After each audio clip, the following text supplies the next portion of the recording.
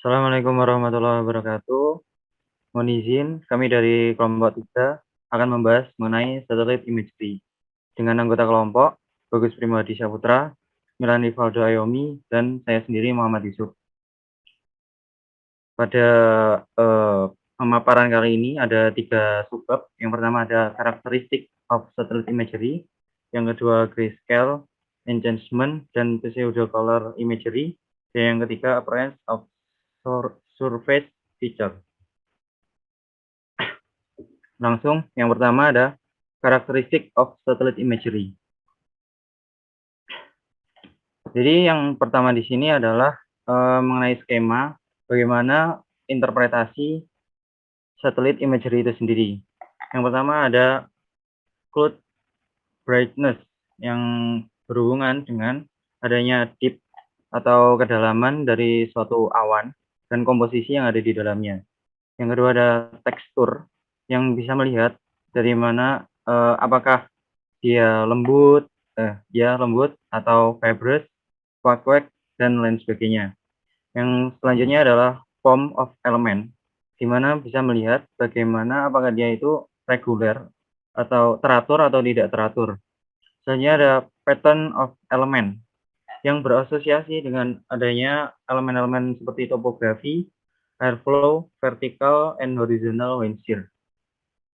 Selanjutnya ada major cloud band yang berhubungan dengan panjang gelombang pada awan. Selanjutnya ada size atau ukuran dari awan yang dilihat. Selanjutnya ada vertical structure yang pada umumnya bisa melihat contohnya seperti bayangan dari awan. Seperti kalau kita melihat dari awan-awan konvektif, awan CB misalnya akan menghasilkan adanya bayangan kadangkala.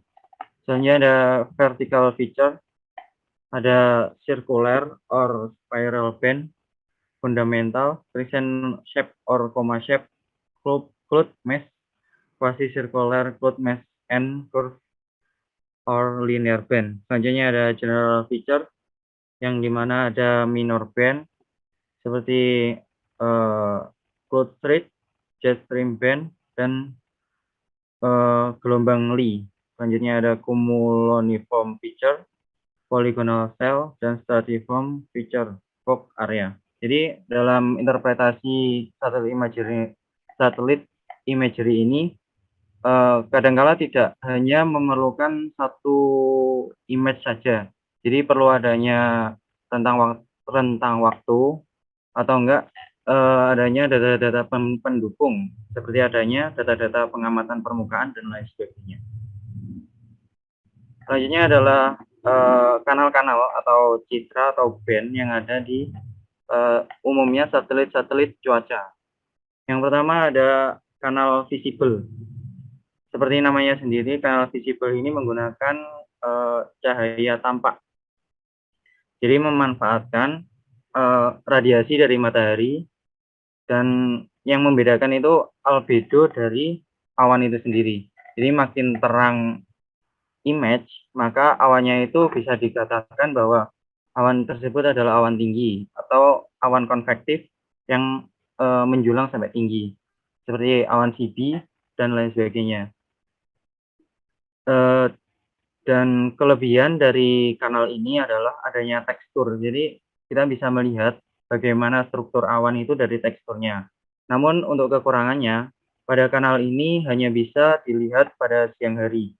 Seperti tampak pada gambar, ini diambil pada jam 9 UTC. Ada sebagian wilayah di Indonesia yang sudah masuk ke malam hari. Jadi warnanya akan hitam, tidak terlihat apapun. Selanjutnya ada infrared channel imagery. Jadi kanal ini memanfaatkan adanya radiasi inframerah dari permukaan.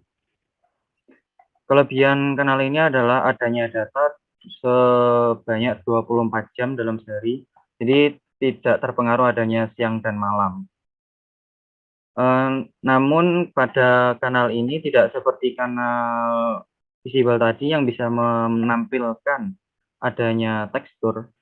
Kalau di kanal ini lebih ke bagaimana semakin terang suatu gambar, maka bisa diinterpretasikan sebagai energi yang diterima itu semakin banyak. Semakin terang gambar, berarti semakin dingin suhu, atau bisa diartikan sebagai awan-awan yang tinggi, seperti awan-awan konvektif dan cirrus. Namun dalam prakteknya, kanal ini jika digunakan sendiri ada beberapa kelemahan. Dalam artian adanya pemanfaatan emisi energi yang keluar dari permukaan itu tergantung pada ketinggian. Jadi pada awan-awan rendah itu kadang-kala tidak bisa dibedakan antara awan rendah dan lautan, adanya kabut dan lain sebagainya sulit dibedakan menggunakan kanal ini. Selanjutnya ada weather vapor channel. Ini sebenarnya hampir mirip dengan infrared channel, namun lebih spesifik ke kanal, jadi lebih spesifik ke Windows atmosferik 6,7 mikrometer. Kanal ini bisa digunakan untuk melihat kelembapan. Namun dalam penggunaannya tidak seperti kanal inframerah yang langsung ketahuan. Jadi kalau terang berarti suhunya rendah. Namun di water vapor ini masih ada beberapa langkah-langkah selanjutnya untuk memastikan mengenai kelembapan atau adanya uap air yang terkandung di troposfer. Kegunaan kanal ini bisa digunakan untuk melihat pergerakan dari adanya uap air itu sendiri. Selanjutnya akan dijelaskan oleh rekan saya, Bagus Oke, Primadi. baik. Selanjutnya ada microwave imagery. Jadi untuk channel ini atau khususnya channel microwave imagery ini penting, salah satu tujuan utamanya atau important stage-nya itu adalah dia tuh bisa memberikan tanda atau clue tentang kondisi cuaca yang itu tuh nggak bisa ditampakkan di tampilan image dari visual ataupun inframerah. Nah, salah satu produk dari citra microwave ini adalah SSM 185 GHz. Di sini dia bisa mengobservasi siklon tropis, di mana umumnya mata dari siklon tropis itu ketutup sama awan sirus yang tampak jelas di citra lainnya, sehingga di bagian ini tuh dia citra awan sirusnya tuh diperlihatkan dengan transparan pada frekuensi SSM I 85 GHz ini. Kemudian pada pelemahan dari dari siklon tropis sendiri, produk dari SSM atau I produk 85 GHz ini juga bisa dengan jelas memberikan tampilan formasi awan yang itu tuh juga nggak bisa ditampilkan di bagian citra lainnya dengan jelas. Selanjutnya, selanjutnya materi grayscale, enhancement, dan pseudo color imagery pada citra satelit.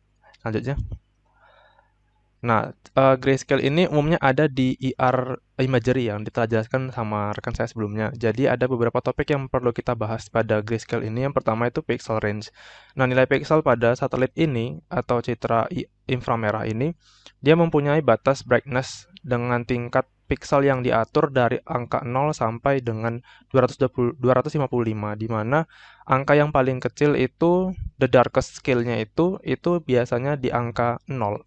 Jadi biasanya tampilan dari visual image itu ada di lower value saat di nilai angka dekat sama 0 ini itu biasanya menggambarkan kondisi samudra secara umum dan ditampilkan pula wilayah-wilayah perairan yang lain untuk di darker scale.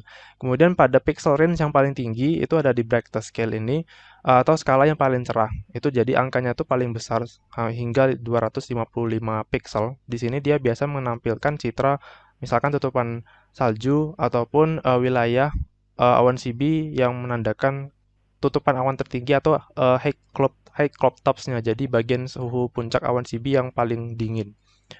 Kemudian tampilan citra inframerah ini itu biasanya pada nilai yang paling rendah dari grayscale itu biasanya menjelaskan nilai yang suhunya itu rendah. Jadi uh, maaf, ini nilainya paling tinggi maksudnya. Itu menampilkan citra suhu yang paling tinggi. Kemudian berkebalikan misalkan citra yang paling pixel range paling tinggi yaitu misalkan 255 itu menandakan wilayah tersebut mempunyai suhu kecerahan yang paling rendah.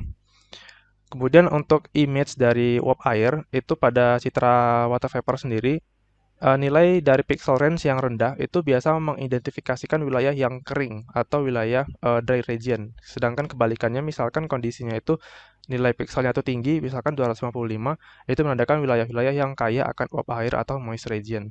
Sehingga inti poin dari grayscale ini di sini dijelaskan adanya range yang digunakan pada inframerah imagery atau apa namanya infrared channel itu ada angka 0 sampai yang 255, di mana yang pure black itu ada di 0 dan stand pure white itu ada di 255. Lanjutnya. Nah, kita lanjutkan ke enhancement dari citra-citra yang ada pada citra satelit.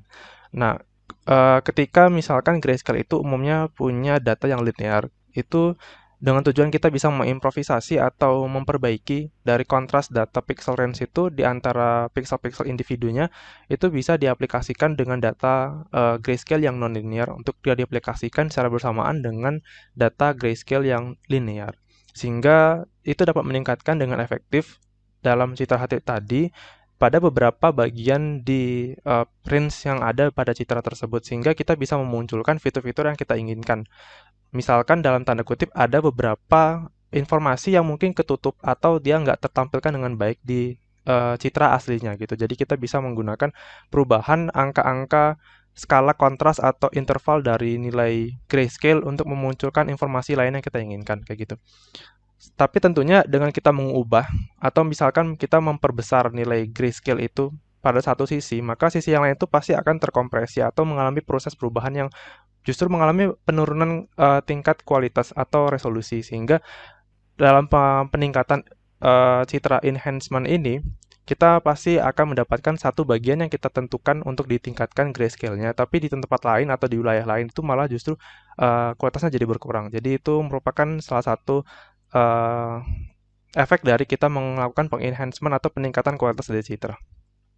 Satu contohnya itu misalkan ada di teknik Dvorak.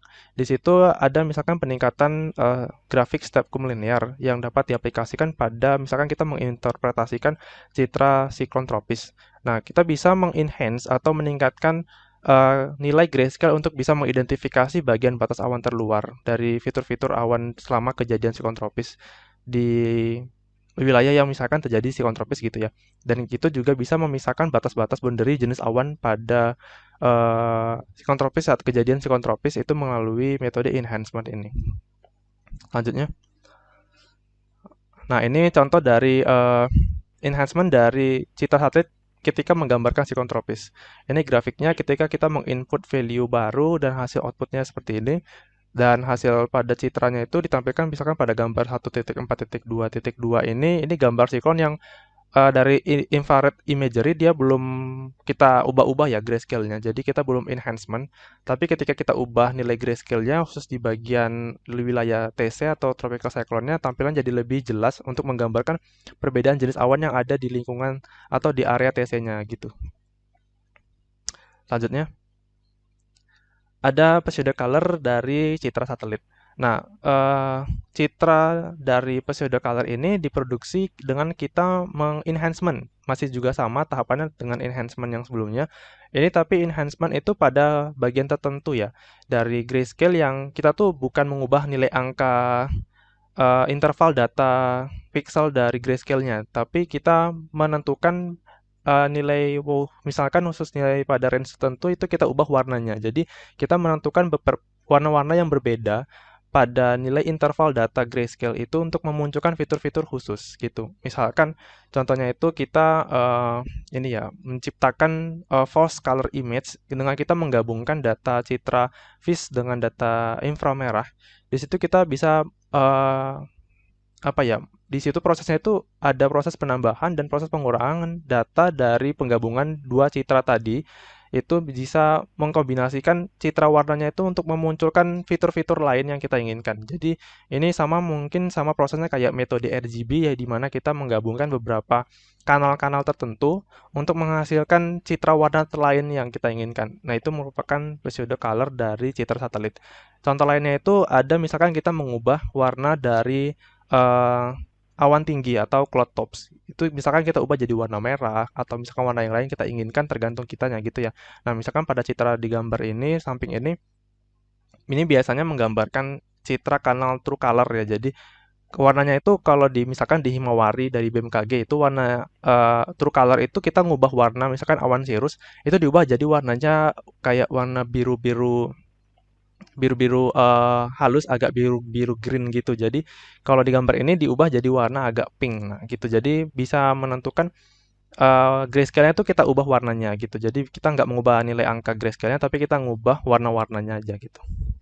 Lanjutnya, ada tampilan dari fitur-fitur permukaan yang ditampilkan dari citra satelit. Selanjutnya, nah, beberapa topik penting yang kita bahas pada tampilan citra yang menggambarkan permukaan khususnya ya, tampilan-tampilan permukaan itu secara umum, misalkan untuk wilayah perairan yang misalkan contohnya itu ada samudra, sungai, danau, atau tubuh air yang berukuran kecil, misalkan kayak waduk atau apapun itu dapat dengan mudah diidentifikasi karena biasanya tampilannya itu agak warnanya itu agak lebih gelap di tampilan permukaan untuk yang perairan. Contoh lainnya tuh misalkan ada tutupan salju ya, itu biasanya dan misalkan lain itu misalkan awan awan CB yang punya tampilan bright atau cerah di inframerah. Nah, ini kalau ini susah agak dibedain antara snow cover sama black clouds-nya. Ini salah satu kelemahan dari tampilan inframerah. Kemudian, misalkan pada kondisi daratan yang punya cuaca cerah ya, cloud free land, itu wilayah-wilayah ini biasanya punya perbedaan lagi untuk warna abu-abunya pada kanal inframerah itu, tapi itu dia perbedaannya itu tergantung dari misalkan jenis tanahnya ataupun tutupan vegetasi yang tentu mempunyai nilai albedo berbeda dalam merespon nilai apa merespon cahaya matahari sehingga ditampilkan balik itu warna grey-nya agak berbeda dari setiap lapisan di darat khususnya pada kondisi cuaca cerah. Selanjutnya ada tuh surface temperature range atau pengaruh dari perbedaan suhu ya. Di sini misalkan kita ambil contoh adanya diurnal effect dari perbedaan suhu yang disebabkan karena misalkan kapasitas panas yang berbeda antara lautan sama di darat. Nah, perbedaan suhu yang gamblang atau cukup jauh interval range dari perbedaan suhunya antara darat sama lautan itu menyebabkan kita dapat dengan mudah membedakan mana coastline atau garis pantai antara darat sama lautan. Tapi ketika misalkan kondisi suhunya itu berbeda, hampir punya range yang kecil atau hampir mendekati sama, maka kita susah membedakan mana lautan, mana daratan. Jadi semakin tinggi perbedaan suhu antara tubuh air dengan massa daratan atau batuan itu jadi lebih mudah untuk menginterpretasikan bagian permukaan secara morfologi kasarnya kayak gitu. Kemudian efek permukaan yang halus. Nah, di sini misalkan kita ambil contoh untuk tubuh air yang punya smooth surface atau permukaan yang halus gitu ya. Di sini tubuh air tadi akan berperan menjadi cermin sehingga menimbulkan atau memproduksi hasil refleksi cahaya yang cukup masif kayak gitu. Kemudian untuk yang core surface itu misalkan daerah pegunungan atau daerah air yang mungkin bergelombang itu akan memproduksi atau menghasilkan nilai refleksi yang jadi lebih kecil sehingga dalam kondisi area yang lebih besar hasil refleksinya jadi lebih tidak teratur. Nah, ini efek dari smooth surface dan core surface ini akan memunculkan satu fenomena dalam pengamatan citra inframerah itu dinamakan dengan sun glint. Di mana sun glint ini sangat penting ya tujuannya misalkan dari kita memahami kondisi interpretasi permukaan itu misalkan ada sun glint itu agak susah untuk dibedain sama kondisi awan yang di situ juga ada sun glint. Nah, tujuan lainnya dari misalkan kita mengamati inframerah itu dari permukaan itu pada pengamatan pertama kali pada awal-awal penemuan satelit meteorologi itu kita bisa mengestimasi eh, angin permukaan laut itu dari sun glint-nya. Dan juga kita bisa mengidentifikasinya juga dari brightness yang tampil di citra satelit visual atau inframerah.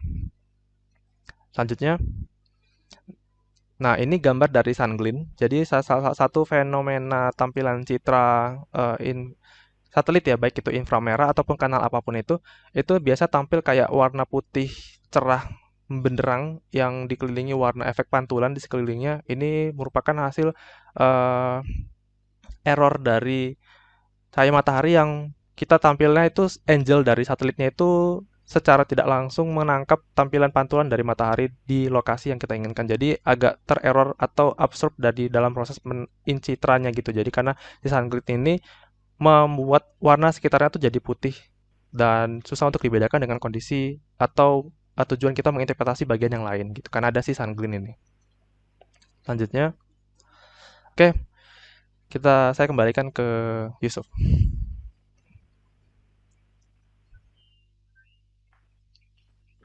Demikian presentasi mengenai satellite imagery dari kelompok 3. Kurang lebihnya mohon maaf. Assalamualaikum Terima kasih. warahmatullahi wabarakatuh. Dan terima kasih.